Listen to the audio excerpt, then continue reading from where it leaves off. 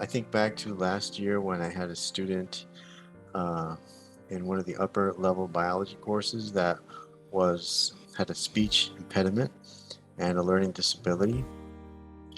And throughout the year, I noticed that she had 100% attendance and that her grade was always at the very top, 98, 99% of everything that she did. She did a great job in all of her projects and her presentations.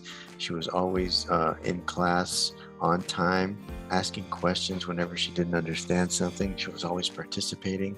That was remarkable to me to see that how a student excelled in the virtual classroom.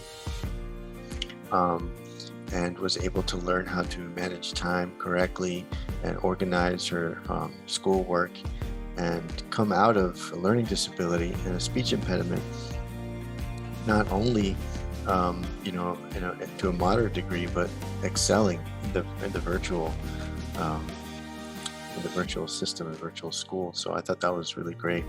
I think one of the greatest parts of teaching with proximity and virtually is that you have so much access to technology and educational tools.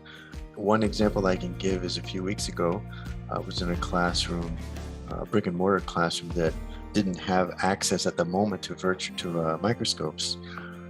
So we used an online virtual microscope website in which the students were able to learn all the parts of the microscope, manipulate the microscope, open up the slide box, use the slides, use different lenses, clean the microscope, use the focus knob. So they got to use everything exactly how you would normally use it, make drawings of what they saw under the microscope, focus it. And so I thought that was really great, and the students loved it. I think just the interaction, the ability to reach students wherever they are in the US, across the nation, being able to share the passion that I have with teaching science and biology with them, as well alongside with the flexibility of being able to work from home and enjoy both of those aspects. Thank you very much.